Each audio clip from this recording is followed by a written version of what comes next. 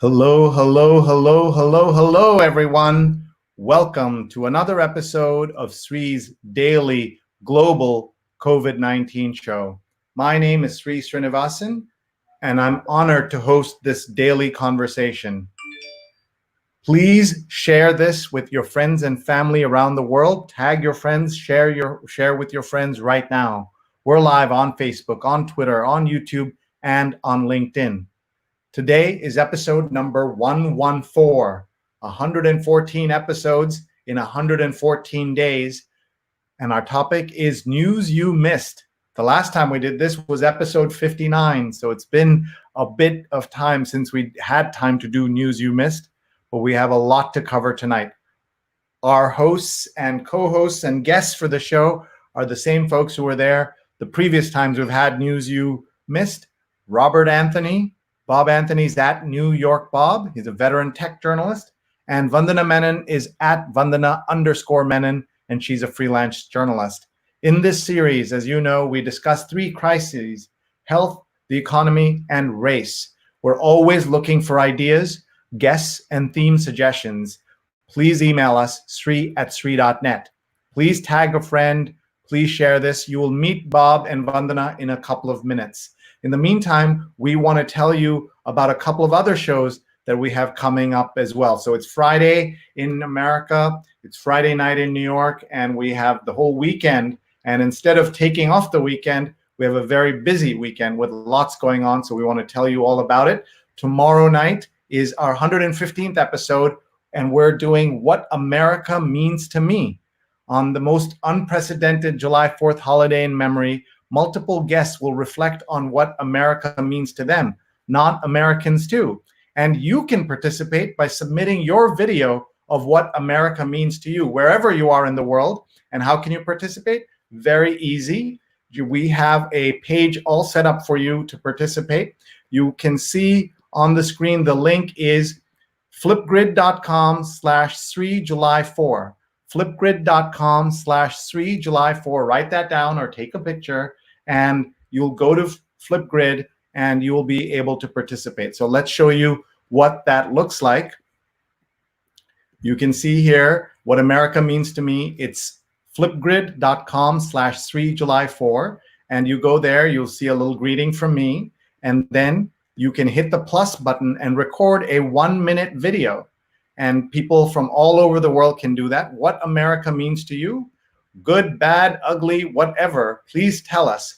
Flipgrid.com/3July4.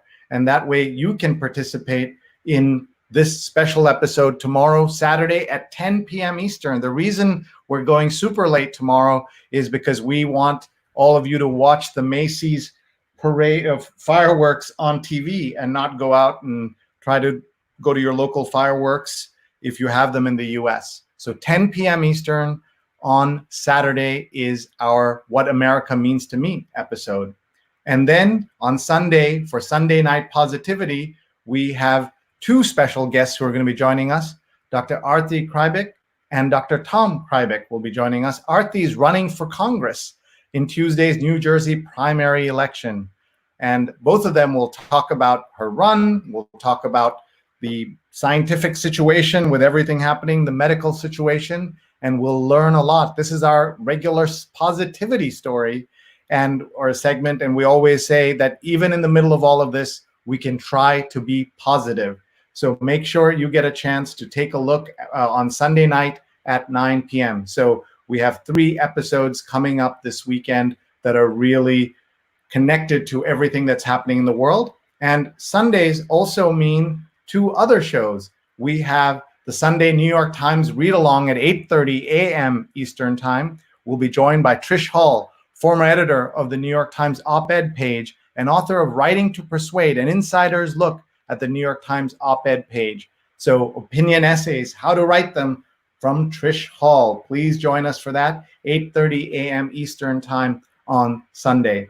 Let's also make sure we thank our sponsors and Rutgers, globalentrepreneurshipexperience.org, globalentrepreneurshipexperience.org. It's a virtual teen camp, and your teenagers can learn from entrepreneurs at Google, Facebook, Cognizant, and other places. This is in July and a 20% off with the code SREE. So take a screenshot, take a photo, and send this to friends and family. Anybody in the world who's a teenager can participate. We also want to thank our sponsors, Muckrack Academy, for allowing me to create Fundamentals of Social Media, which is a free certification course that anybody in the world can take. More than 4,000 people have already signed up. mrac.co/social. mrac.co/social. Again, take a photo, take a screenshot, send it to your friends. Any experience, any background from anywhere in the world, we'd love to have you participate. And we also have our first video ad, so we're excited about that. Stand by to watch our first video ad on our show. Hi, I'm Dr. Sujana Chandrasekhar. I'm an ear, nose, and throat surgeon in New York City and New Jersey. And I'm Dr. Marina Kurian. I'm a general surgeon in New York City area. We'd like to introduce you to our new show, She's on Call. We air live on social media platforms from 11 a.m. to noon every Sunday Eastern Time. We discuss the medical topics of the week. We have two great guests, experts in their field, that help us analyze and look at some of the topical issues of healthcare. And we are on 11 to 12, so please join us. We'd love to answer your questions, so please share and watch and send us your questions and comments. See you Sundays at 11.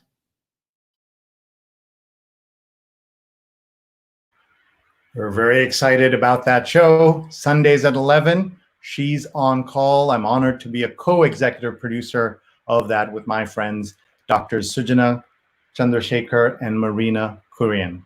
And now, on to tonight's episode, News You Missed. And we want to hear what news you think we missed. Please comment. Please tell us where you're watching from. We'd love to hear from you. And with that, let me bring on our guests tonight who have been on the show multiple times in multiple avatars, and they're here tonight as well. Please welcome Bob Anthony. Hi, Bob. Well, we're just going to unmute your mic, Bob. And Vandana Menon. Hello. Hi, folks. How are you?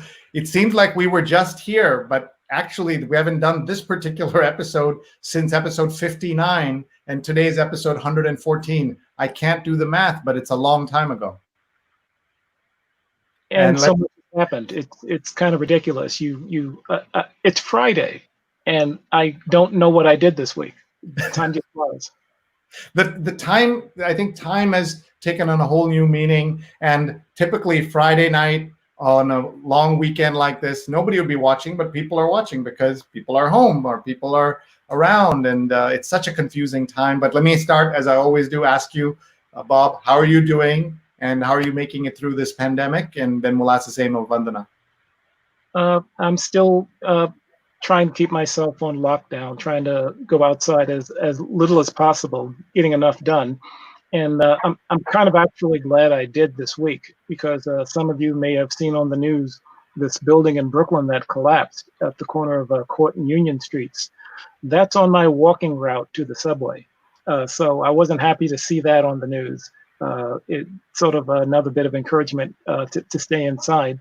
But otherwise, I've watched the neighborhood basically stay quiet. I'm healthy, luckily. And I'm just doing my best to stay positive and stay busy. And thanks to other people, it's been working. Yeah, and thank you for staying indoors and trying to stay busy, as you said, while staying on lockdown. So important. And we'll look at that Brooklyn story in a little bit as well. Vandana, how are you? Vandana is a freelance reporter who's also co-producer of this show, as well as She's on Call. And we've worked together now for 114 straight days. And your other co-producer, Rose Horowitz, is tweeting away, Rose Horowitz 31. So Vandana, you tell us how you've been and what it's been like to be under lockdown. I've been okay. I can't believe it's been over 100 days. Like you were saying, time has kind of lost all meaning. I've been watching a lot of stuff about time travel lately, and I feel like that's a good theme. I'm still waiting for someone from the future to come and tell us exactly how we're going to get through this time. But interestingly, right before coming on tonight, as I have done for the other two times that we've done this version of the show, news you might have missed, I've Googled uplifting news from the last 1 week. And the previous two times, almost nothing came up. But this time when I did it, there were multiple websites with curated lists. And that itself, I feel like, is a sign of, how we're beginning to change the way that we see the pandemic as much more of a long-term thing. So there is uplifting news. I want to hear that for sure. But there's so much terrible, terrible news also that we have to talk about. And we'll talk about that in just a minute. I want to remind everyone who may have missed this before, Bob, who's a veteran tech journalist, and I've been friends for a long, long time. And he and I were talking at the beginning of the pandemic, and he told me a couple of stories that happened not just in my neighborhood, happened in my train station that I overlook from my building. And I hadn't heard that. And I told him, how is that possible? And he said, there's just too much news going on and it'll be very hard to focus. And that's where we came up this idea. That day we said, oh God, we got to do a show on news you missed. And here we are now after all this time doing these shows. So Bob, how do you keep track, and do you try to keep track? What is your mix of kind of pandemic news and then the protest news and then the economy news? And in your mind, are you trying to separate them, or is it all kind of jumbled together? I'm doing my best to balance it better than I was before, because I was doing what a lot of other people were doing. I guess they call it doom scrolling, basically looking for the bad news of the moment. Wait, one second. I've not heard that term, doom scrolling. Yes, basically, yes. It's. I didn't invent it. Don't give it to me. And it's basically looking online for whatever has blown up today. Usually it starts with Trump said, but other times it'll start with the coronavirus or whatever. So I used to have 1010 Winds on behind me. I might have the news stream in front of me, and I might have my notifications coming in on the tablet. So it ended up being a bit too much. So now I try to listen to music. I'll check in with the news every so often, but I'll check the notifications as well, which is what the only way I knew about that building collapse was because I had the Citizen app on. So I'm trying to balance it and not overwhelm myself with this bad stuff. Yeah, that makes sense. Let's ask Vandana what she does. And by the way, we should point out that Bob and I are the olds in this, so we are fascinated by what the younger generation is doing. I don't think I've been very good at separating my news or maintaining any sort of balance. I just kind of consume whatever shows up on my screen. But one thing that I have been doing a lot more of is watching more TikToks and videos and things like that, because there's been lots of humorous approaches to the pandemic. And I think that's always nice to be able to laugh at what's happening as well, even though it's terrible. I think there's been a lot of interesting content coming out. All right. Well, before we see the news you missed, let's do our global tour. And as always, you know how this works. We have people watching. And guess who's the first one there every single day? Jonathan Borstein. Hi, Jonathan. He was a guest on our 100th episode, as was Bob. He's watched for 114 straight days, which is incredible because no one else has watched every single episode. I've barely watched every single episode, even when I'm in it. So thank you, Jonathan, for joining us in Union Square. Bob, any memories of Union Square you want to share? It's sort of a tech center for me, because if it wasn't Best Buy, it was some other high-tech store or high-tech event. So I have good memories of, just turning into a geek in the neighborhood. Yeah, that's great. And what about you? Have you spent time there, Vandana? I know you live in Philly. We should tell everyone you live in Philly. Bob lives in Brooklyn. I live in Philly. Yes, I've been to Union Square, of course. There's a great taco place nearby called Tacombi that I like to go to. And of course, the Shake Shack that's there. So I have spent one particularly freezing winter night because I just wanted to eat a burger at Shake Shack. Well, we should say that we should tell people that Philly is a great food town also. There's so much great food there. What are a couple of places that if people could get to Philadelphia, they should definitely try? Well, everyone talks about the Philly cheesesteak. I like it. I find it's really heavy. But that there are, depending on who you ask, I don't think I'm enough of an authority to tell you which is the best cheesesteak, but there are a bunch of those. I really like, there's this one South Indian restaurant called Amma's South Indian in Center City, which I really like because it makes food that we eat at home.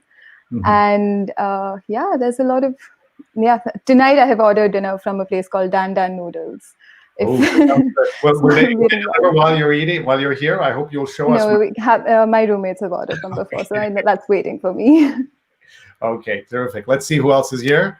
Rahadyan is watching from Center Reach near Stony Brook on Long Island, and Stony Brook is where I teach, and I'm missing my colleagues and friends there. Of course, it's the summer, and we don't know what's going to happen in terms of classes and things, not just at Stony Brook, but all over. You know, when we last talked, it was 55 plus days ago. It really was a different time. We were thinking that we are bending the curve, flattening the curve, and now we're at an all-time high in America. Nowhere else in the world is it this bad, and a real shame. It's like, I feel that all the work we put in the Northeast, the sacrifices, the 125,000 people who died, the people who lost their jobs, it's like no one has learned anything, and it's so sad. Anand's watching from Andhra Pradesh. I haven't asked Bob, you're a world traveler. Have you been to India?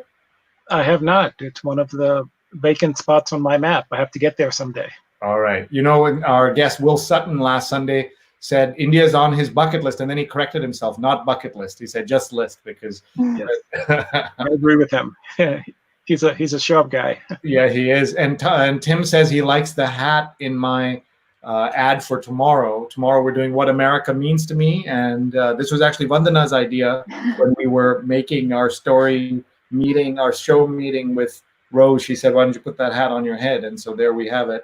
You have to be careful what you suggest to me, because it might suddenly happen. So Tim, thank you very much for being here. Tim is a great live streamer and teaches live streaming classes. If you get a chance, you must take a look. And Wolf is here from Haiti. Very nice to have you here, Wolf. Thank you for joining us. We appreciate having you here. Oh, look at this. Karthik says, America, Donald Trump has made America greater than ever. Yes, greatest in economic loss, healthcare loss, and deaths in this pandemic that can be put on the doorstep of a president who is not talking about it. And then there's a big story today, right? He's going to Mount Rushmore, and he is going there despite the Native Americans asking him not to be there, and also they have banned fireworks at Mount Rushmore for decades, and now he's allowing them because of the fire problems, right? The wildfires, they're not allowed there, but because he's present, that's happening. I think is that tonight that's happening, or tomorrow? I think it's tonight. Let's see. My mom's watching from Kerala. Hi, Amma. Love you. You just had heard Vandana mention Ammas. Amma is the word in Malayalam from the state of Kerala for mother, but of course many other places use that too. And Radhyan says 55 days ago. Ashok is watching from Kerala in India as well. Let's see who else is here. Rose is here, our co-producer. And Rose and Vandana have gotten to know each other very well. They didn't know each other when they started this volunteer effort first, and now we're running it as close to a business as we can, thanks to our sponsors and thanks to all of your support. We really appreciate it. Stefan says it's Friday and I didn't even know what day it was this morning. Time is a blur right now. So Bob, my friend, I feel you. And Rose's Twitter handle is Rose Horowitz 31. Please tweet, follow her. And Laura is watching from Philadelphia. Heat and fireworks tonight. And Vandana, have you met Laura yet? You're both No, we'd connected in January, and then I wasn't in town, and then the pandemic began.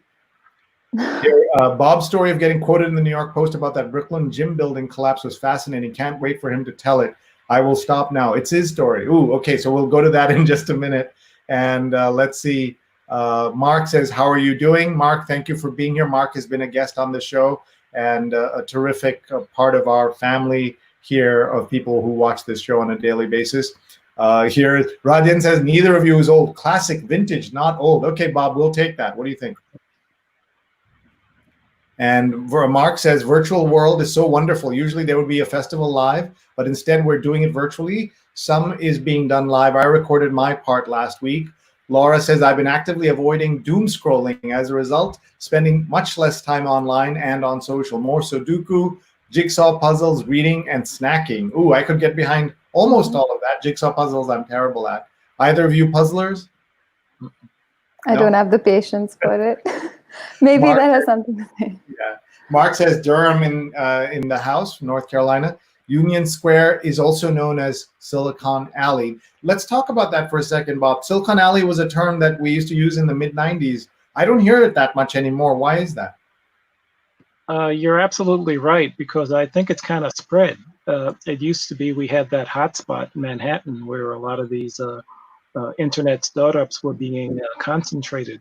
But now they're all over the city. They're in Dumbo in Brooklyn. That's between the two bridges. They're in Williamsburg. They're in the Bronx, in the building that used to print money. I forget what they call that building. So it's not so much an alley. It's sort of these startups are all over the place in the city. But you're right. It's a phrase I haven't heard in a while. Yeah. And it used to be something that we used to use all the time. And of course, there are many Silicon, right? There's Silicon Prairie, Silicon Valley, Silicon Beach in LA, Silicon Prairie, I think is Chicago or somewhere, I'm not sure. And what else? There are some other, I've forgotten what they're called. In Texas, they have Austin. I forget what they call that too. Let's keep going here. Stefan says he's retweeted every single episode. Claim that. Wow. Okay. That's pretty amazing. Retweeting every single episode. Thank you so much. And Stefan says, when this is all over, Digimentors will eat at both of your favorite foodie spots. So that's great. And Radyan's already put an ad in here for Amma's in Center City, Amma's restaurants. And have you been to Zahav? Asks Julia. No, but I've heard so much about it. It's supposed to be this amazing, if I'm not wrong, Israeli restaurant, and I think they've got a Michelin star or multiple. I haven't been there yet. I think the waiting list is really long as well. Yeah, we hope all these great restaurants survive these crises, you know. Mark says, a great Indian restaurant hit Vimala's Curry Blossom in Chapel Hill. All right. So anybody watching? And Rose says, count me in for these meals around Union Square. Vandana and all of us have to meet in real life. Rose said, my son did a 1,000-word puzzle in the beginning of the pandemic. All the colors were the same. He never looked at the picture. Goes by seeing the shapes. He's a master. That's incredible. So 1,000-piece puzzle without looking at the colors, where they're all very similar. You need the colors to be different in order to do a puzzle. So I'm surprised. And Mark says RTP is a major silicon and computer area as well. That's the Raleigh Triangle. What's the P stand for? I forget. Jonathan says Silicon Alley is making a comeback of sorts with the tech hub on 14th Street and Irving Place and several new buildings in the corridor between Union Square and Astor Place. And Zahav, the Israeli restaurant in Philadelphia. Radyan is like a master annotator of all of these. So lots going on. Let's start by, I know Vandana has a story that she has pulled up and she wants to share. So she's actually stepping on Bob's toes a little bit without telling him by doing a tech story, Bob. So you'll have to do an Indian or international story pretty Absolutely. soon. Well, let's start with this story. Tell us what's going on in India that you felt that many of us should know about. Oh, there's a lot going on in India. But this particular story I thought was interesting because yesterday, last night, India's richest man, Mukesh Ambani, who runs Reliance, have launched something called GeoMeet, which is a rival to Zoom. And it's basically the same as Zoom. It has the same user interface. In fact, I think they've even used the same buttons. But the interesting thing is they don't have a time limit. Zoom has a 40-minute time limit, and GeoMeet, you can go up to 24 hours and you can have over 100 people. And as of now, there still isn't a payment plan. So it might just end up being free. And it's interesting because Reliance Jio, over the last 2 months, has netted $15 billion in investment. So they seem to be really doing well in this pandemic. Yeah, and that's a big market, obviously, not just India, but worldwide. There's no reason it should not be available everywhere. And Zoom is such an interesting story. Some of you remember we've talked about this in the past. They had 10 million users as of December 1st, And by March 1st or 15th, they had 200 million users. And their experience has been obviously very successful, but also mixed. They've had problems. The CEO had to do an apology tour. Some of you remember that. So the fact that Reliance is doing this, and Jio, especially Jio, is the cell phone company that they introduced that now has the cheapest cell phone service in the world. And India has the largest market for internet users after China. And I think about 400 million people. Yeah, if I'm and not so wrong. and we maybe even slightly more. Depends on how you calculate it. Smartphone, feature phone, etc. But we did this episode earlier this week with Nikhil Pawa, who's at NIXXIN, who's a Delhi-based digital rights activist. India, as many people know, banned 60 apps made in China earlier this week, and that next day we had Nikhil talking to us from Delhi, and we learned a lot from him. So there's just so much going on in India in the tech sector. So many other stories too, but that was interesting. So thanks for sharing that. Any thoughts from you, Bob, about this? I don't know if you've seen the story yet. I had not, but it's impressive to me how there's, even though a lot of these major video conferencing platforms have been around for a while, there's still room for expansion. There's still room for another product, still room at the edges or right out in front. So this doesn't surprise me that other people want to challenge Zoom and TikTok and these other platforms. So let's look at this story that Bob's been mentioned in. I am trying to find it. Okay, here we go. So Bob, do you want to tell us what happened and what the story is? Wow, look at that. That's stunning. Yes. Oh, the video's even running, which is kind of cool. Talking about staying at home and trying to do as little as possible during a pandemic. I was home on Wednesday, just doing what I told you I was doing, listening to the news and music.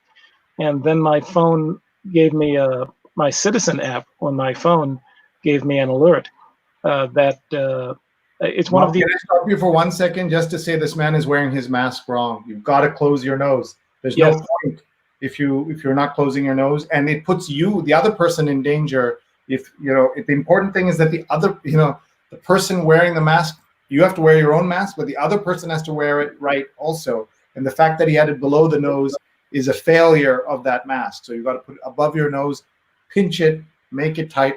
This is the result of talking to 35, 40 doctors on these shows these weeks. Sorry, Bob, go ahead. No, that's fine. But the Citizen app, which I guess most of you are familiar with, is an app that alerts you to police incidents and other incidents in your vicinity. So I got an alert on the Citizen app, which said gym collapse. And to me, that meant nothing. Gym collapse, that made no sense. Did a jungle gym, fall down? But the Citizen app also allows you to stream video. And when I looked at the video of that building, it had collapsed from top to bottom. And this is, like I said, it's on my way to the subway. I know, and the funny thing is, every time I've passed that building, I've noticed that bulge in the wall on the Union Street side. And I always wondered if they would ever get around to repairing that, and obviously not. So what happened is that a reporter for the New York Post in the Citizen app, in the comment section, Reuben Fenton, as it turned out, left a message saying, "I'm a reporter for the New York Post. If you're a witness to this, please contact me at this email address." I wasn't a witness, but I knew about the building. So I emailed him just to tell him that, yes, I know that building. Yes, it did have a bulge. Yes, it did have structural problems that seemed visible. And I even screenshotted a couple photos from Google Maps and zoomed in so that he could see what I was talking about, the bulge in the wall. So I sent it to him just to help a reporter do his work. And I checked in on the Post website a few hours later, and there I was quoted, much to my surprise. So it's just proof positive that even when you think you're being useless at home in a pandemic, you can help somebody. Yeah, that's. I'm glad everybody was okay. It was closed at the time, and so no one was injured, but no one was walking by either. If this had been kind of prime time pre-COVID, there'd be lots of people on that sidewalk at any time, right? There'd be some, and like I said, that sidewalk is my route to the subway. I would be on that side of the street walking. And, as far as this show is concerned, this is the type of news you wouldn't have heard 3 weeks ago. But the news of the coronavirus has at least settled to the point where this news can at least slip in. So, Right.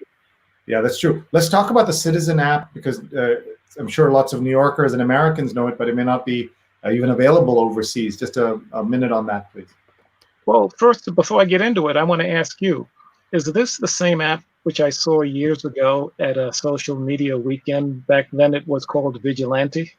Yeah, I don't. I hope. I'm trying to remember. I don't know if they changed their name. It, Or it, what it, was. I know it's the same app. I'm just wondering where I saw it for the first time, because I remember this app when it was first developed. Right. There was a lot of pushback because it allowed you and I to send in the alerts. In other words, if I didn't think you looked right, I could put an alert on Vigilante that this tough-looking Indian guy was walking around 96th Street with food in his hand. That they no longer do. They changed the name, changed it to Citizen app, and now what the app does is send 911 reports and other incidents, somewhat filtered, to the app. It gives you a red dot at a location. I could pull it up on my phone at when if it was handy, and it would give you a red dot if there was a serious incident in your area, or it would be a yellow dot to be if it was just something you should be aware of. But during the protest, there was a lot of red dots. Let me tell you that.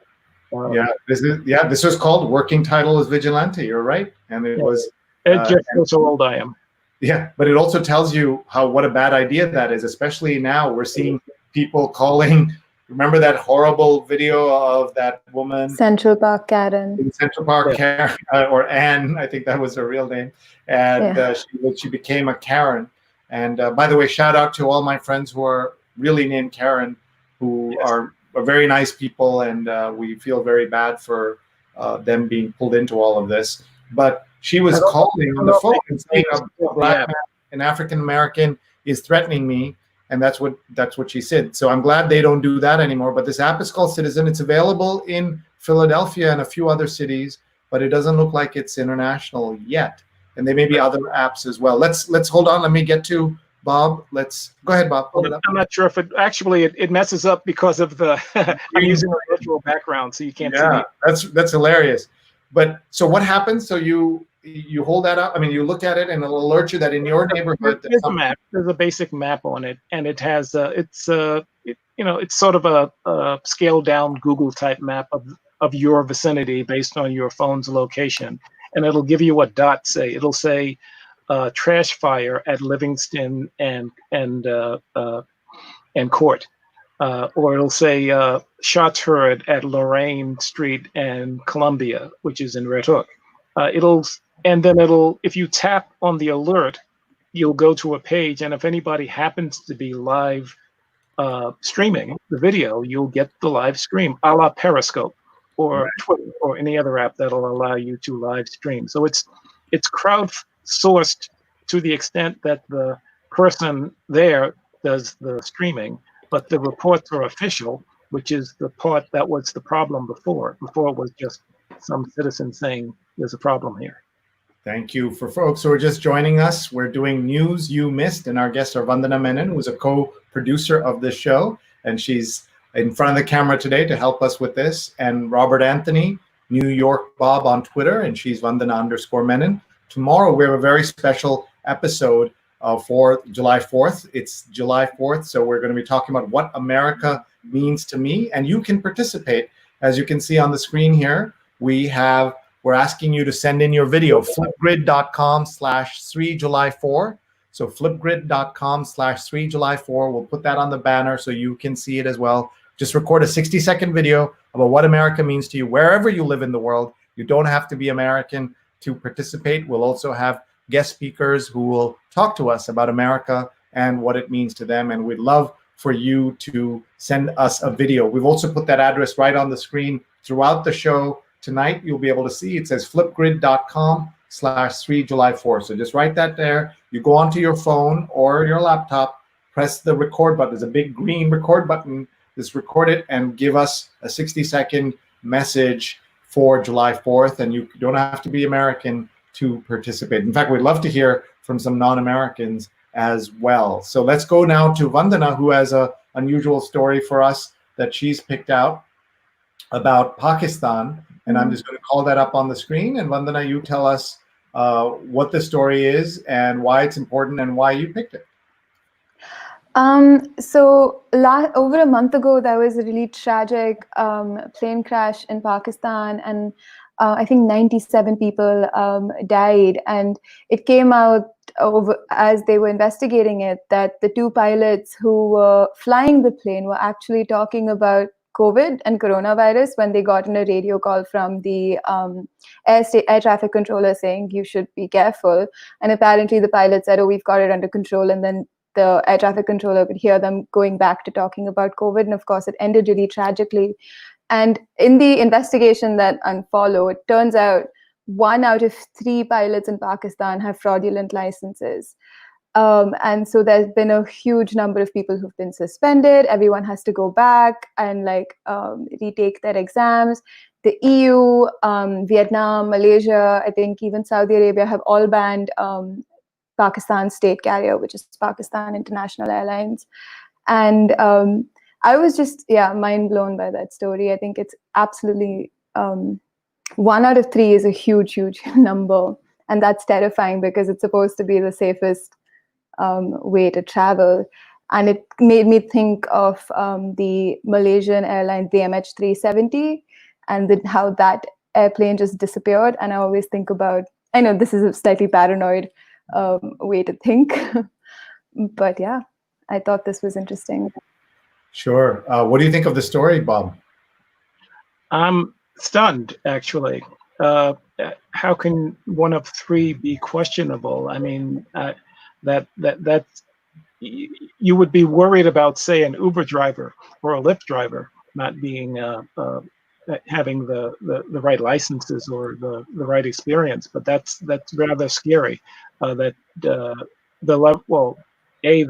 That's the truth, and B, you can just imagine what that's going to do to people's willingness to travel and confidence in Pakistan. Already things are so bad, right? Like, this is the last thing the travel industry needs is any doubt about any pilot, let alone 30% of one large international carrier. They have almost 900 pilots, and to imagine that whatever number 200, 300 have fake licenses is. I'm curious as to how this might affect repatriation flights, because I assume their national carrier is what's flying people home.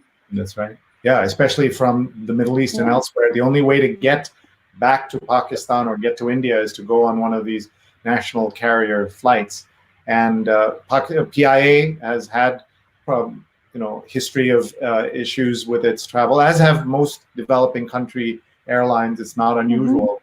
The joke in the 70s and 80s, PIA, Pakistan International Airlines, there's a word called Paunchenge. It means we will reach. And it was Paunchenge, inshallah, which was a joke about this, that we will reach, inshallah. With God's grace, With God's grace. And here we are now seeing this. So something that was a joke that people would make has now come tragically real for people, not just in Pakistan. Obviously, anytime a pilot is in the air who doesn't have a license, he's a threat, not just to himself, but herself, but to the entire plane and everyone else in the sky and on the ground. Very, very scary. Let's go to another story. Bob has a question. Yeah, please. Is that still a big number, the number of people who are waiting to be repatriated through these airlines? I think so. I can't speak for Pakistan, but for India, yeah, for sure. In fact, the Department of Transport, the US Department of Transport, just will be curbing Air India. Air India is India's national carrier. Air India flights, because they believe that they've been carrying out discriminatory practices because Air India has been charging for tickets an exorbitant prices. It's really, really expensive to get a ticket on this plane. And so I think that's one way for them to kind of filter out need-based, like who has to travel. But the Department of Transport has basically said that's not a true repatriation. People who really, truly need to be repatriated will be repatriated for free. Okay. So I think it's a pretty large number. And yeah, but at this point, I think the urgent need for repatriation has also come down. Now people have sort of kind of, accepted that we're in this for the long haul. So those who needed to go home, hopefully, have managed to do that. And as people have gone home, they've also added in some countries to the coronavirus problem, because they're coming from places where they may not have been isolated and socially distant, and then they come home. So let's go to one of Bob's stories. Bob has a tech story. Big surprise, Bob. And I can thank my tech friends for this one. Like I said, my friends pull out the stops for me when they know I'm going to be on the air, because I hadn't heard about this. Samsung and Motorola, I guess, they've made foldable phones with the screens with a seamless fold that you can open up and you won't see the like this, and then you don't see the fold in the middle, right? Yeah. Right. Wow. And now LG, at least according, this is BGR, Boy Genius report, and I consider them pretty reliable. And there's also a report on Tom's Guide, tomsguide.com, that LG has a prototype of a rollable cell phone. In other words, something that you can roll up, I'm an old guy, like a newspaper, and still have the functionality. So it's not only the screen that's flexible, it's the entire unit, I guess, with the touch points that would be usable even when the phone is folded, unfolded, or whatnot. Those are simply LG phone photos. I don't believe anybody has a prototype photo yet. LG has LG's version of a foldable phone really doesn't have a foldable screen. It's sort of a two screens and a hinge, which isn't bad actually, because you can have different things going on either side. But the fact that we have a rollable phone prototype allegedly on the way kind of blows my mind. But here again, is this good tech or a solution for a problem that nobody asked? That's interesting. That's an interesting way to put it. I remember my first phone was a flip phone, and I specifically wanted a flip phone because it was just so exciting to be able to do that. So I can't envision this. I'm curious to see what they put out. So I understand a foldable phone, right? So a foldable phone is if it's like this, if you open it, you get double the screen. So then you turn the phone and then you have the full thing there without a problem.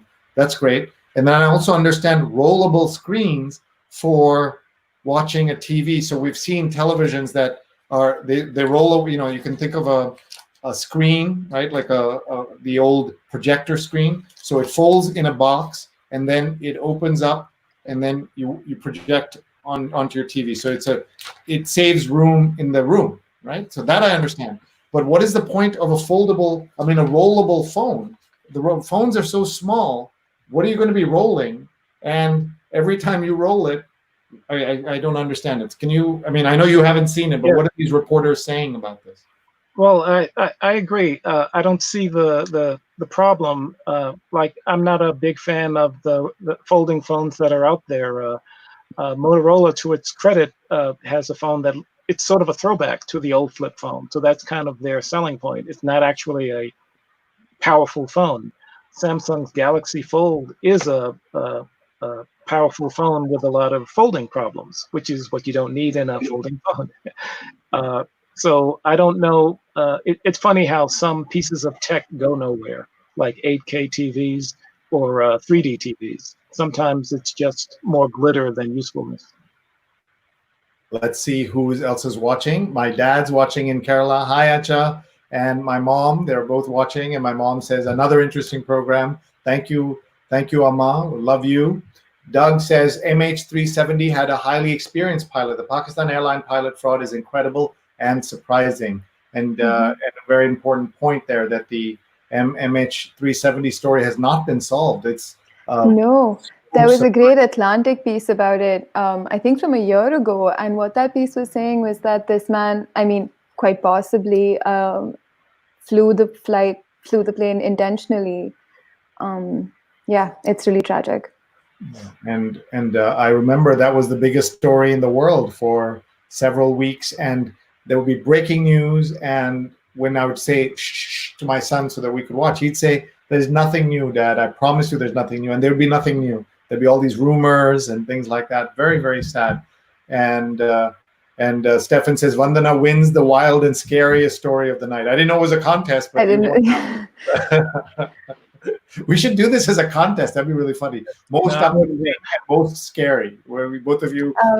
I write a weekly newsletter for the Juggernaut. I help write it, and they cover South Asia and South Asian stories. And every day we have a call where we go over major headlines of the day. And my editor once told me, now it's become like a daily update. Like, we know at 7 p.m. Vandana, you're going to call us and give us like a lowdown of all the terrible things that have happened across the world. Okay. And here it says, Stefan says, news you missed with Vandana and Rob, and AKA Bob, is a great Sree COVID-19 call staple. Thank you. Radian says, I can imagine that foldable or rollable screens will help accelerate the demise of print newspapers and magazines. Very, very interesting. And story quoting New York Bob, Rose has tweeted that. Mark says, I had a flip phone last year. They still exist. Very few of them, but they exist. And then me and New York Bob remember 8-track, way before your time, Vandana. I remember 8-track too. 8-track is the music streaming service. Yes? No, it's not. Bob, correct her. Oh, streaming service? Okay, it would take too long to correct her. It was just the way there were cassettes. There was a thing called 8-track, and then there were LPs. They were all different formats of technology. Oh, that makes sense. Yeah, they may be, in fact, a service called 8-track. Who knows? No, 8-track was the precursor to SoundCloud. So like the place where like people could upload. So they may use that name for sure. Yeah, that's I didn't know that. But what Mark, as I said, the olds, or as Radian said, the vintage people are talking about 8-track tapes or cassettes. Right. I forget what they call them. And here are two perspectives. And Mark says, I was startled last year when my nephews called me from their cell phone. They were 10 and 11 at the time. And I think we see lots of young folks watching the South Asian stories you need to know at thejuggernaut.com. Wow, look at that, Rahadyan. Yeah, and the newsletter is free. Yes. So subscribe.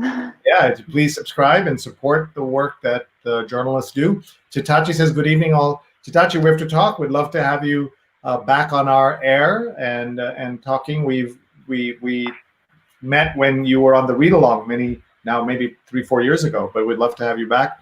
And now I feel incredibly old, says Radian. And he still has 45 RPM records. And Rose says 8-track. 8-track was way before CDs. That's right. All of us are now remembering. Folks, tell us where you're watching from. Tell us the stories you missed or you didn't miss that you don't want us to miss. This is your chance to do so. So just comment, because it's great for us to learn. Let's see. I know there was a story here that Bob has brought us from the Atlantic. So let's pull that up. And Bob, set the scene for us, please. Well, here again, this is another alert from my friend, Melissa Perrinson. She's a former colleague from my PC Magazine days. And she, since Vandana had just mentioned the Atlantic, it reminded me that she had just sent me this. And I was listening to the PBS NewsHour, as I usually do, with Judy Woodruff. And they have the section where, trying to get the names right, Mark Shields and David Brooks, the two commentators. And Mark wasn't on today, but David was. And he was just sad because I shouldn't say his presentation was sad. He was just sort of depressed because of how badly the US is doing in this coronavirus mess. We're so behind so many other countries, and we have the better resources. And I saw this story in The Atlantic, which just flushes what he was talking about out, how we're viewed from the from the other side, wherever the other side might be it Korea or France or Canada. We're not doing the job, and that's basically what David Brooks said on TV, and that's basically what this writer says in The Atlantic. We're not making use of our medical and knowledge power, mainly because we don't have that centralized support from where in Washington, that building in Washington, D.C. And this is also my effort to steal an international story from Vandana. I love it. You have succeeded by It's a successful crossover. Yeah, exactly. Successful crossover there. I can't tell you how upset I am. I mean, I have told you, basically. I've been talking about it now for maybe 50, 60, 70 days in a row. The investment, the time, the sacrifice that everyone's made has just gone out the window. And here we are. And we are so sorry to see this. And America is hitting high after high after high in the number of deaths, in the number of new cases. Just stunning and so sad to see it. And it's great to see The Atlantic writing so many good stories. And I hope everyone is supporting magazines, journalism, newspapers. We need to support organizations that are doing the reporting. The president tells you that the press is the enemy of the people, and the press is the people. And therefore we need to support and send good stories, good news into the good, accurate news. It doesn't have to be good news at all, but it has to be accurate news. And that's what, in part, why we have the show. And Vandana and Rose and I, who produce this, we're constantly looking for great guests, and we have them all the time because people want to speak and want to share and want us to learn. Let's see, we have some more comments coming in, and then you'll, my fellow speakers here will give me a couple more stories. I think we have time for one story each from each of you. So we'll line them up while I'm looking at these comments. While you're looking at the comments, can I just say one thing? It's really fast. I figured I wanted to do something for the second half of this very bad year. We're finally in the second half of 2020. So on the 1st of this month, I renewed in order, and on the same day, my memberships in the National Association of Black Journalists, the Deadline Club, which is the New York chapter of the Society of Professional Journalists, and my membership in the National SPJ. Why? Because of just what you said. Those organizations need our support. If you watch their Twitter feeds, they're backing up the reporters who are being either pushed around or spoken of in terms of fake news. So the organizations need your help, and I'm not doing an ad for them, but I kind of believe in them. Thank you. That's terrific, and we should just tell people that you were the president of the Deadline Club in New York and very active in the New York Association of Black Journalists, and of course SPJ, Society of Professional Journalists. So thank you, Bob, as always, for setting a great example. And everyone should, whatever they can afford. We also want to note that there's a time of 40 million unemployed people as well. And by the way, those good numbers we saw just yesterday. In the uptick, most of them are jobs in the service sector that were people temporarily laid off, and now many of those things are being closed again. So you can imagine dozens of Apple stores reopened, and then they're all closing. So everybody who was brought back to work counted as numbers in the positive side, and already by the time they were reported, they were already closed the stores. So these numbers are, and you saw the president taking credit for those numbers, and he's not taking credit or the blame or even talking about the 126,000 people who died. It is so upsetting to see that. And the other people to blame on this are Fox News. They had on the nightly news, on the morning news 2 days ago, they didn't mention coronavirus for the first 14 minutes. Instead, they mentioned the statues, and they mentioned other things and Trump and this and that, but didn't mention coronavirus on a day where it hit an all-time high in new cases. That is malfeasance on the part of journalists who call themselves journalists. Sean Hannity, that's what he does. But what do you say to the news executives who sign off on this? What do you say to Mr. Murdoch? Forget old man Murdoch, but the younger generation that's much more in charge now. They will have this blood on their hands when the time comes. when the reckoning happens, and it's very, very sad to see. Vandana, you have a thought? No, we see the same. I just wanted to add that the Atlantic also laid off a lot of people, forced to lay off a lot of people I think at the end of May. And it's just, yeah, really tragic. And similar thing is happening in India. There's a lot of right-wing news channels that don't seem to want to cover the real things that matter and are instead just kind of praising the Prime Minister for how he's behaving with diplomatic crises.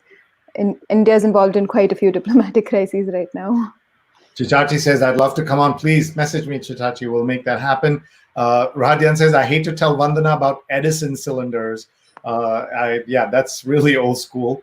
Stefan says, my father, RIP always, used to salvage 8-tracks and sell them to the 99-cent stores all over Manhattan. He owned a tape and record salvage company. Stefan, I had no idea. We talk about your mother, who was one of the first women NYPD officers on the force to patrol the streets and carry a gun back in the early 70s. But we've never talked about this. So RIP to your dad, and helping music and information get out there. So salute to him. And thanks, Stefan, for telling us. We'll talk more. And Mark says, you're a great guest on the podcast. Must get you back on. What projects are you working on? That could be referring to many, many people. So I don't know who exactly he's talking about. Bob, have you been on Mark's show yet? I have not. Okay, so you got to get you on that show. It strikes me that if you were ever to do on South Asian focused speculative fiction and future shock, a great guest would be the writer Marianne Mohanraj. Let me try to reach her out to her this weekend. Yeah, Marianne's great. I know her very well. She's known for science fiction, erotica, all kinds of things that she writes about, and just very well known and a leading writer, not just South Asian, but an American writer. Mark says, I remember, I'm a radio guy.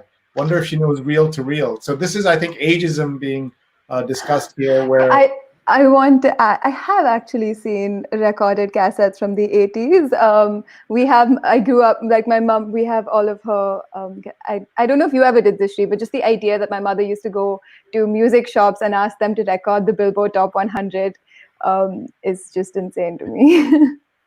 Hitachi says, hey, Mark, sure, I'll DM you, let you know what I'm up to. Love authors on my podcast. Let me know when you reach Marianne. And Stefan says, so this is what he had already talked. And I used to skateboard around Washington Square Park Circle with my 8-track playing Kisses rock and roll all night, zooming around the park at light speed. Greenwich Village kids stories. Yeah, he was a kid in Greenwich Village, so he will obviously have great stories. Radyan says the current POTUS doesn't want news, he wants propaganda. Sunny says current America is an example to show how to fail by staying divided. Atmosphere is filled with hate. Sunny, you are right, and very, very sad. And Chitachi says the press is the people. Rose says, despite publishing so many great stories, the Atlantic laid off staffers at the beginning of the pandemic. You are right. Ashok says, Kerala is getting more hot these days with more than 200 cases yesterday. More restrictions on the anvil, more containment zones, more cases of unknown origin of positive cases. And Radyan says, Fox News is Pravda. And I have lived in the Soviet Union when I was a kid. I know the damage Pravda did to the people of Soviet Union. And by the way, did you see that Putin is now going to be in power till he's in his 80s, and 70% of the or 73% of the vote came in for him? I wonder what's going to happen to the other 27%. They're going to disappear maybe because they don't tolerate dissent there. Trump loves authoritarians, and you saw the horrible story about Russia offering bounties to the Taliban to kill Americans.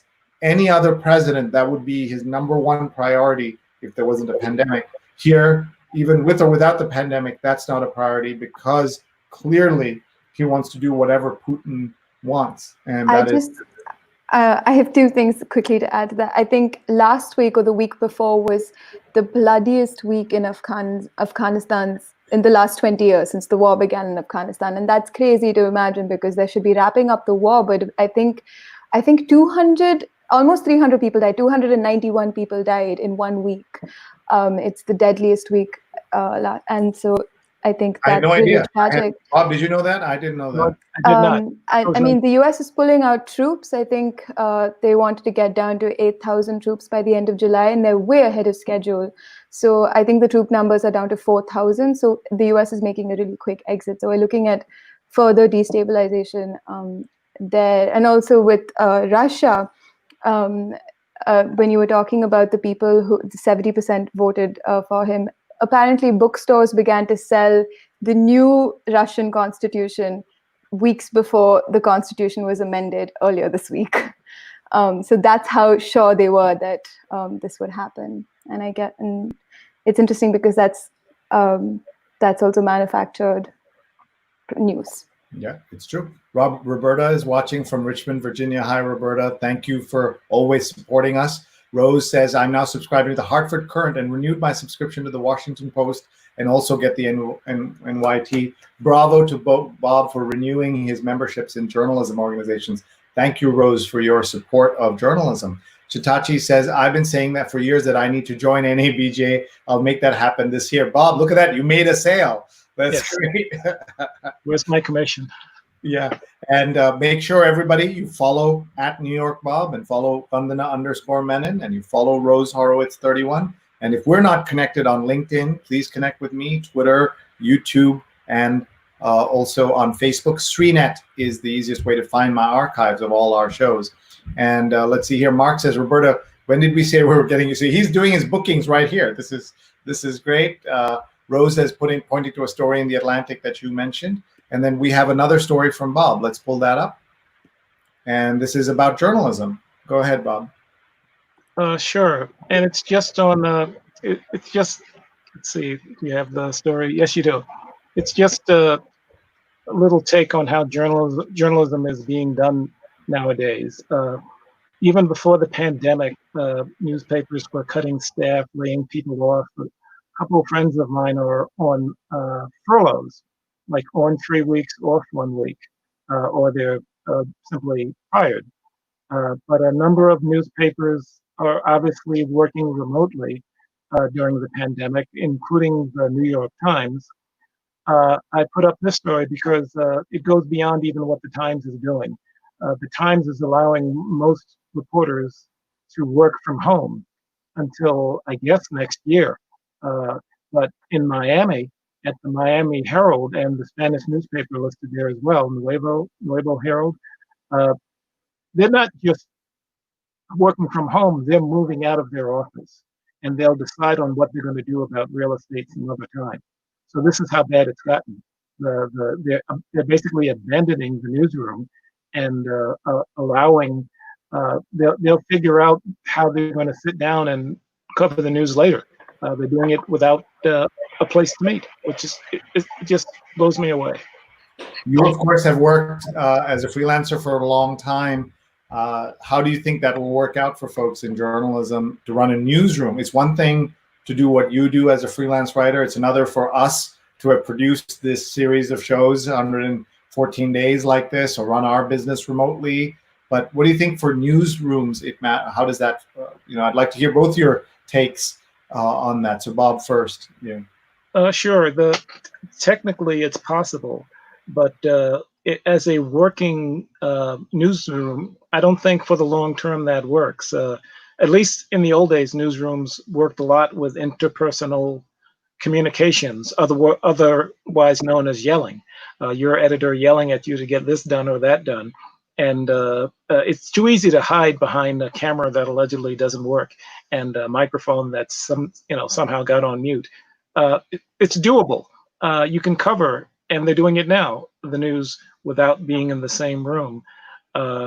Technology needs to take another leap to be a little bit more smoother and to the point where you don't have to think about it before I can equate this to working out of a real newsroom. Mm-hmm. By the way, the reason why I have the virtual background here is so that people cannot see my cassette tapes, 8 tracks, and floppy disks.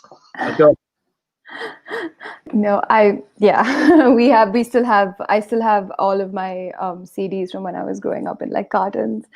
But going back to newsrooms, I have actually never worked in a proper print newsroom. I'm still at the beginning of my career. In India. I worked at The Print, which is a digital startup, and so we were a very small team, and I loved it. And it was just electrifying to be in a newsroom when like so many important things were happening. And I had editors who would be like, wait until you work at a proper print newsroom.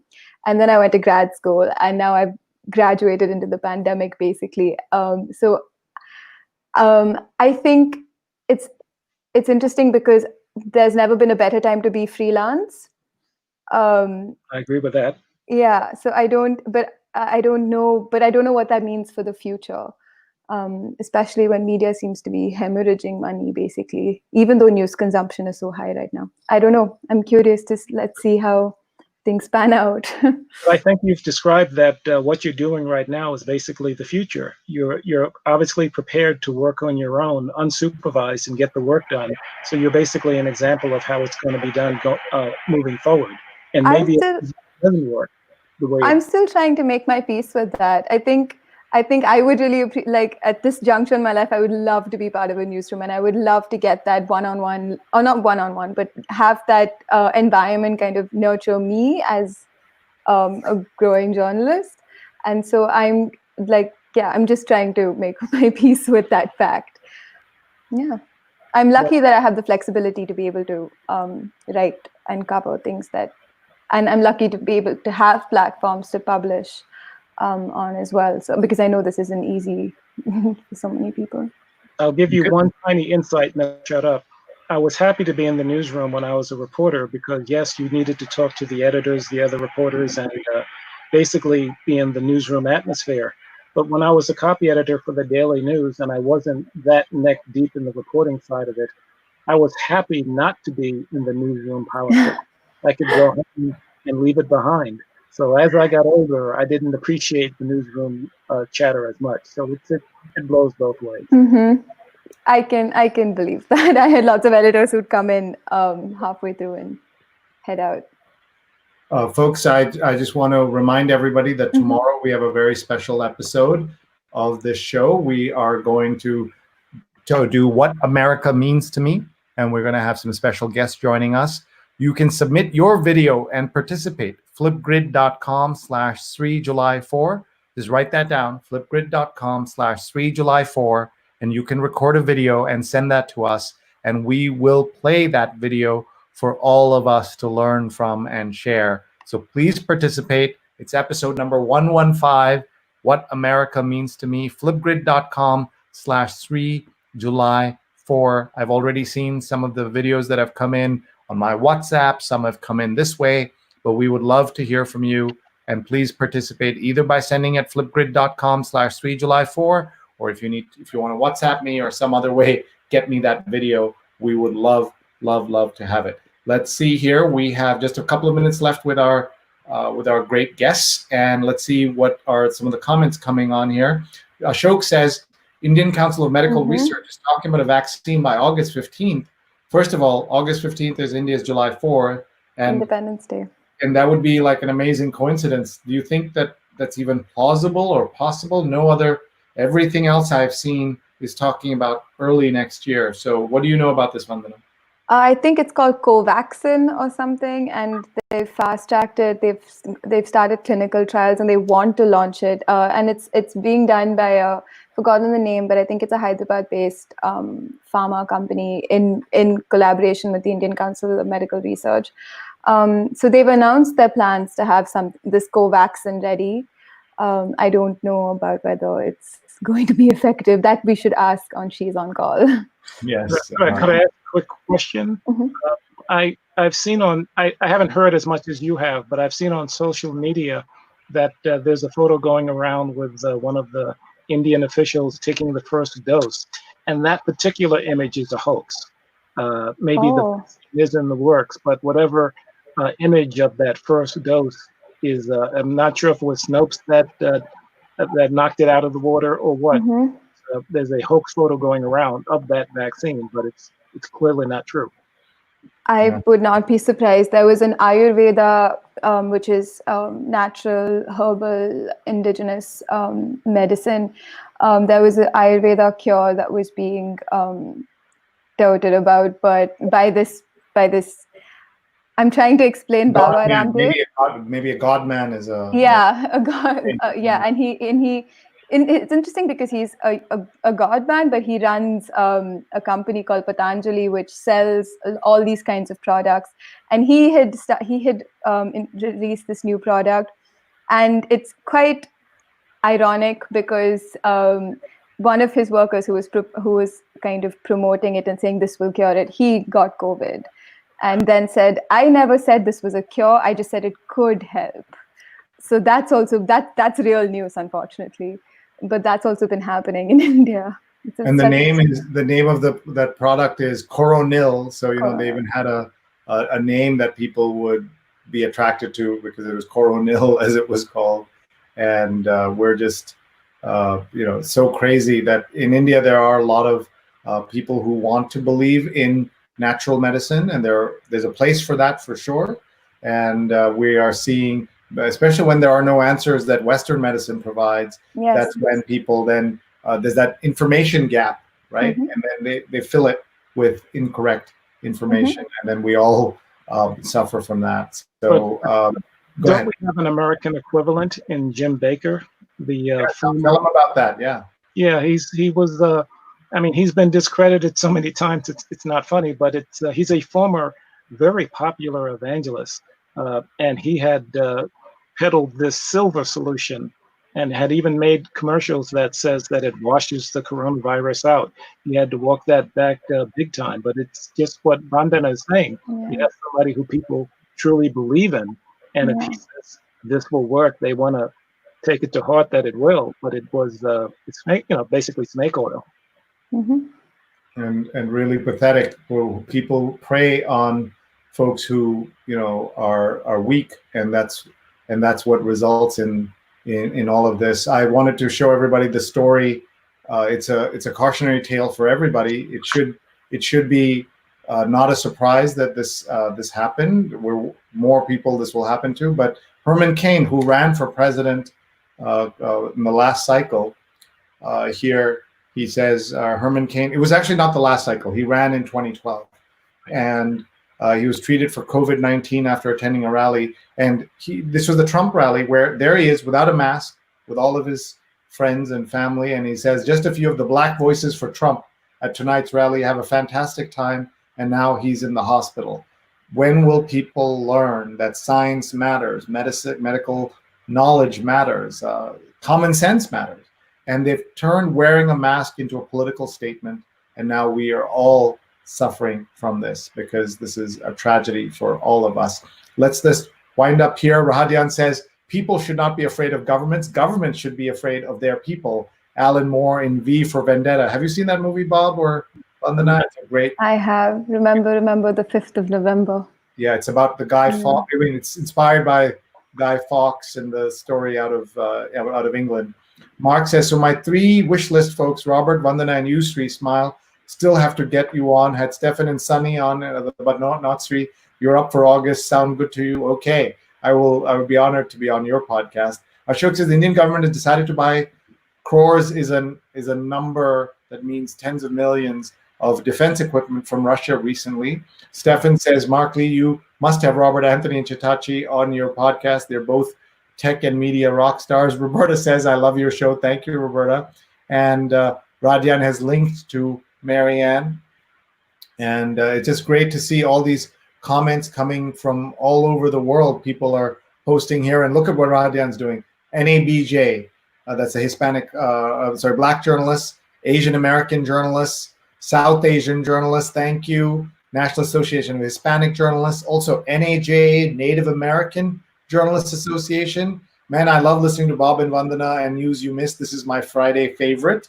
Thank you. I hope you're not expecting this every Friday because Bob and Vandana have not signed up to do this every Friday.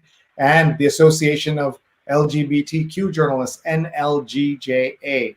Radian says, I'm old enough to have taken a programming class in 8081 where I used to teletype machine to access the mainframe 40 miles away from the school Wow. district. For your PC, we had a Commodore PETS. It took a 1K cassette drive, which is just amazing to think about. Mark says, this is, I hope you didn't mind. Of And course Mark not. says, I'm in my late 50s, so I remember when computers took up whole rooms, and now we have laptops and even smaller and even rollable phones, not just foldable phones. Vandana's experience worked in a newsroom, but for a digital publisher. Now is freelance. You're prepared to work on your own without the supervision. I'm lucky I have the flexibility, and I think many people understand that. Ashok says Countercurrents is another online magazine offering different news happening across the world. I'm not familiar with that. Have you seen it, Vandana? Yeah, I've seen it.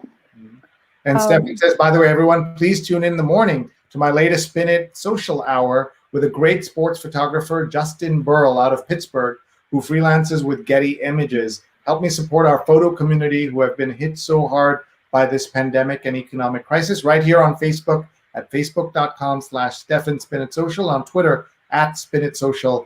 And I've been entreating everyone to work on something, and this was his work on something project. Spin It Social Hour. Find it on Facebook and find it on Twitter every Saturday. He does a fantastic job, and at 10 a.m. Eastern time, and you can watch the recording on Spin It Social. Roberta says, TV news is a team sport. Journalists need feedback and editing from colleagues.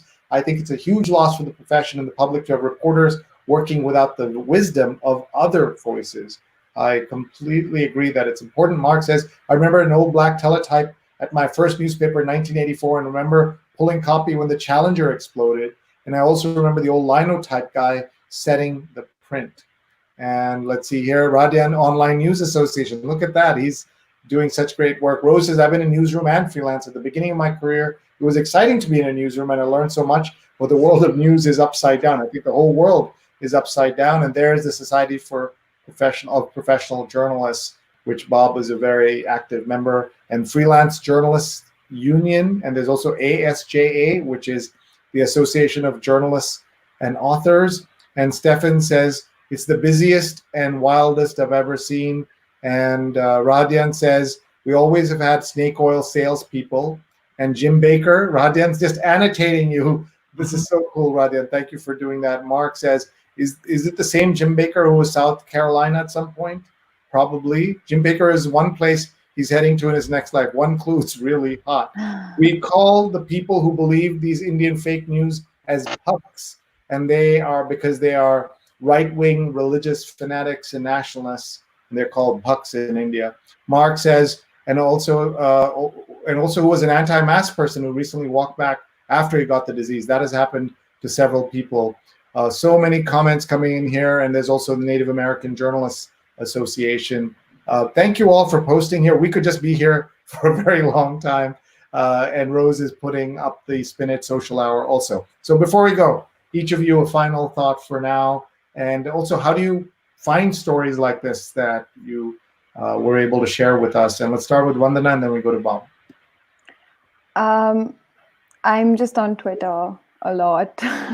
That's really the only thing. I'm just constantly scrolling through Twitter. And Instagram as well. I remember I said this on our last News You Missed episode. I think Instagram has also become a source of news for at least people my age. I think people are just on it all the time. Great. Well, especially during like the height of the protests. They're still going on, but Instagram has come out as like a great place to organize, even though we should be careful about how we're organizing on Instagram. Sure. And Vandana, thank you very much. Everyone follow Vandana. She's Vandana_Menon on Twitter, and you can find her on Instagram also underscore. Is that correct? On Instagram, I'm just Vandana with, I think, 4 A's at the end. Okay. So people will have to find you. All right. Yeah. And let's go now to Bob Anthony. Yeah. Like she said, it's amazing how these platforms are being used for things that they were never intended to. I mean, even Facebook and Twitter, those founders had no idea the president would be using them, or that we'd be using them to the extent that we do. But in my idle time, I've been throwing things out, and I just realized the other day that my first paid journalism job was as a paid intern for the Racine, Wisconsin Journal-Times. and like I said, in the summer of 1980, which makes the summer of 2020 my 40th year in professional journalism. So that just shows how ancient I am. Congrats. And most of the computer equipment they were talking about, I recognize, unfortunately. So I'm just glad I'm still working in this industry. No, that's. I have one other honorable mention for TikTok, which I think has come out as the breakout star of at least the last 1 year. I think there's been so much interesting stuff happening on TikTok. There's been so much TikTok activism also happening. We had all of those teens at the Tulsa rally buying tickets. In India, TikTok has been banned this week. And yesterday, since yesterday, lots of unhappy TikTok users have been commenting on Prime Minister Modi's Instagram page, and it's been amusing. Yeah, that's about it. So TikTok has been a great source of news for me. All right, thank you, Vandana, and thank you, New York Bob, at New York Bob, B-O-B. You should also follow him on Pinterest. He has 1.2 million followers on Pinterest. You can find him there, and Twitter and Facebook and YouTube and everything else. That's Bob Anthony, veteran tech journalist, and we're just delighted to have him here with us, as we are to have Vandana, who is here with us every day because she's one of the producers of the show with Rose Horowitz. Thank you, Vandana. Please follow her, Vandana_Menon, and Vandana with several A's apparently on Instagram. And let's see some nice comments coming in. Roberta says, thank you. Thanks to the great guests. And Jonathan says, delightful show as always. Thank you. And Radyan's commenting in here and posting. There's so much to read, folks. I hope you'll go back in and look. And Mark says, New York Bob, I was at Milwaukee at Marquette 1980 to 84. So remember the Racine area quite well. There's also been breaking news. Kimberly Guilfoyle, the girlfriend of Donald Trump Jr. and a big right-wing, a nationalist, white supremacist, enabler of every level, has been diagnosed with coronavirus. No matter how hateful a person, you don't want them, or you don't want anybody to be diagnosed with this. But the only hope when something like this happens is will the president go on TV and wear a mask and save his own people? He doesn't care about Americans who are not his voters. We know that. But will he care enough to just wear the darn mask on TV? Can he do that? Will he do that? And that is what's happening. One of Dr. Gounder, who many people see on CNN all the time, says that the candidate for president, Donald Trump, told us that he could shoot a person on Fifth Avenue and he wouldn't lose any voters. Right now, he is essentially allowing people to shoot themselves and doing nothing to stop them. It is tragic, it is painful, it is unacceptable, but we are accepting it because that is life in 2020 in America. It is so difficult to understand. My dad says download Chingari, which is a competitor to TikTok in India, and it would help people in trying to discriminate between real news and propaganda. Umima says, thank you so much. And Ashok says, delighted to see everyone here today. And there are cave paintings that have more empathy than number 45. He doesn't care about his own people either. That's interesting, Jonathan, because that's where I thought he cared about them because they could vote for him. But that's interesting, an interesting perspective there. So with that, we're going to let our two folks go, unless if they have a moment and want to join us for our saying their names. Are you up for that, both of you, Bob and Vandana? Thank you. So we'll remind everyone that one of the things we've been doing on the show every episode for the last several weeks now is that thanks to Professor Kimberly Crenshaw, who was on my WBAI spin-off radio show that takes place every Saturday at noon to 2 p.m. Eastern time. I hope you'll join us. Tomorrow we have another great call-in show. My very first guest on that show was Bob Anthony, and that was 15 weeks ago. And Bob was gracious enough to be a guest. And so Kimberly said on the show, she said she's the professor who coined the term intersectionality. And she said to me when I asked, what can we do? She said, say their names. So we're going to do that right now. We're going to say their names, and we'll make this a joint effort of the three of us. I'm going to ask each of them to read the screen and read a few names, and then we will go around and read the. We'll have Vandana start with a few, and then Bob will read a few, and then I will read a few. So let's start here. We're looking at this picture, tragic cover of Time magazine by Titus Kaffer, of a mother whose child has been taken away from her. And on the right, you're seeing a stunning photograph, stunningly painful photograph of young George Floyd with his mother, Larcinia Floyd, who would be killed. He was killed 2 years almost to the day since she died, and they're buried next to each other. Very, very tragic story. And here are the names. And Vandana, you can start us off with maybe reading 5 or 6.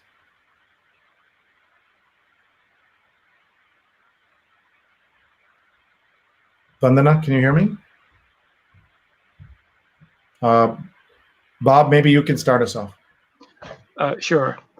Trayvon Martin, Yvette Smith, Eric Garner, Michael Brown, Laquan McDonald, Tanisha Anderson, Akai Gurley, Tamir Rice, Jerame Reed. Go ahead, Vandana. You can read. We're up to Jerame Reed. Natasha McKenna, Eric Harris, Walter Scott, Teddy Gray, William Chapman, Sandra Bland, Darius Stewart, Samuel DeVos, Janet Wilson, Kaylin Rockmore, Alton Sterling, Philando Castile, Joseph Mann, Terence Crutcher. Bob, go ahead. Chad Robertson, Jordan Edwards, Aaron Bailey, Stefan Clark, Danny Ray Thomas. Antoine Rose, Botham Jean, Tatiana Jefferson, Michael Dean, Emma Robbery, Breonna Taylor, and George Floyd. And to that list, we have to add names like Rashad Brooks, who was shot and killed on camera. We all saw it, and so many other people. We also had a guest who joined us.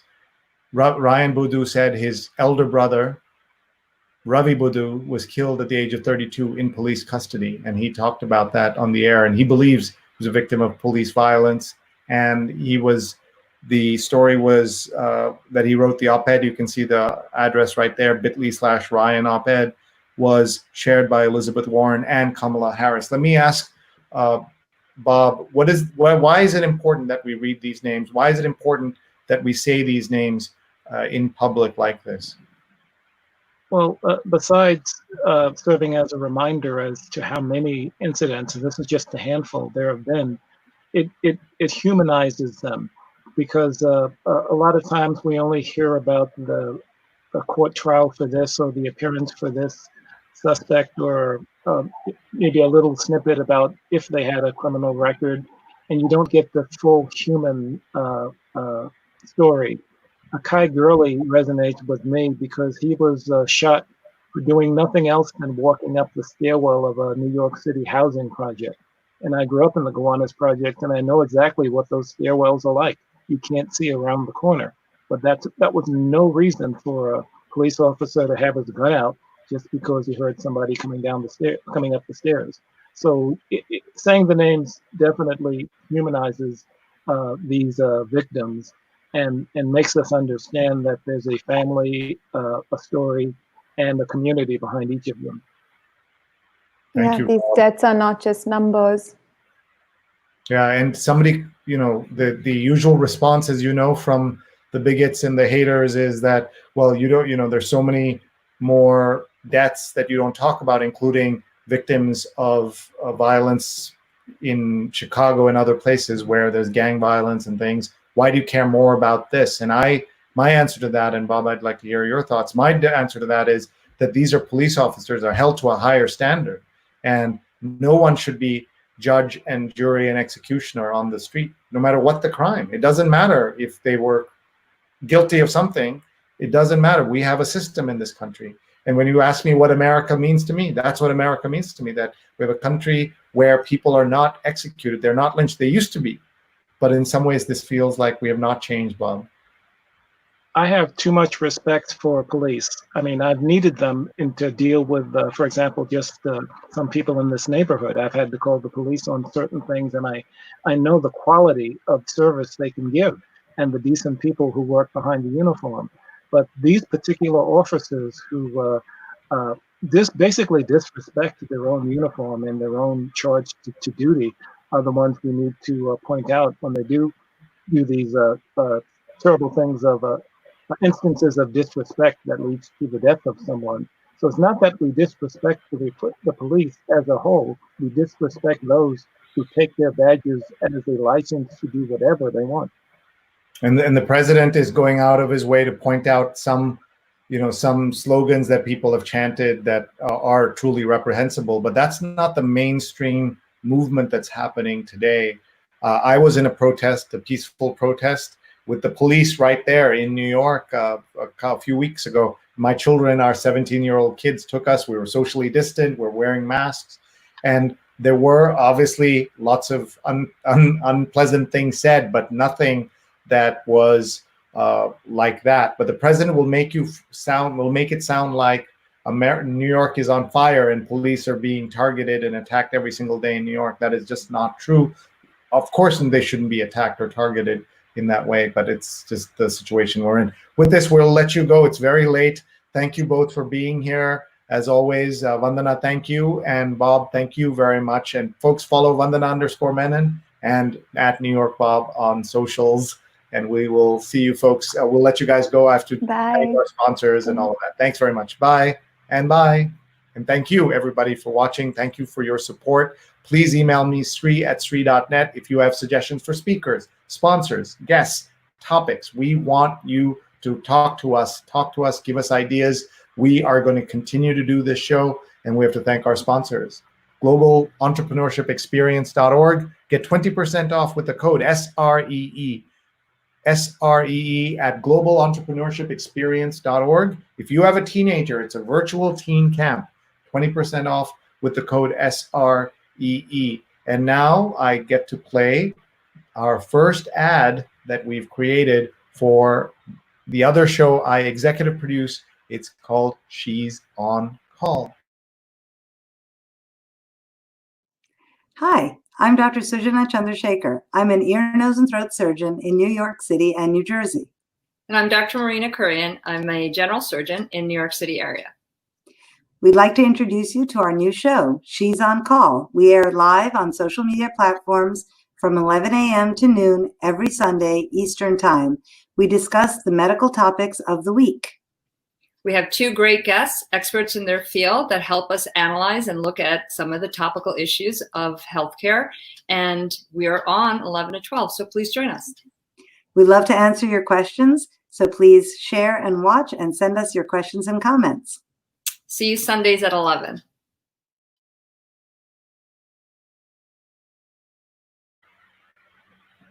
Thank you very much for joining us, everybody, and thanks for staying tuned and participating. Please email me, Sree@Sree.net, if you have any questions or comments. My company, Digimentors, executive produces this show as well as the She's on Call show, and we also work with our friends at the News Project, Meryl Brown and Alex Leo. And this week we hosted a conversation with Brian Stelter of CNN, and that you can find at the News Project.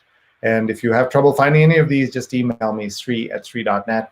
We're looking forward to our next set of shows. Let me just remind you, we have lots of great shows coming up, not just tomorrow, What America Means to Me, and on Sunday, we have Positivity with the Krybicks.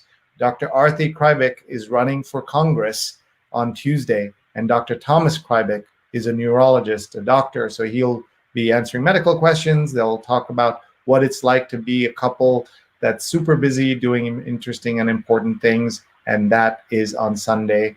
And of course, on Sunday mornings, we have the New York Times read-along, and this weekend, an all-star guest.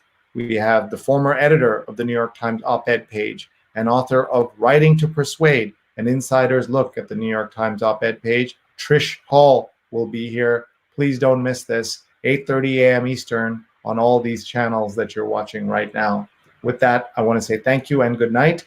Please be in touch. Please email me. And please connect with me on all the socials. Thanks very much, everybody. Bye.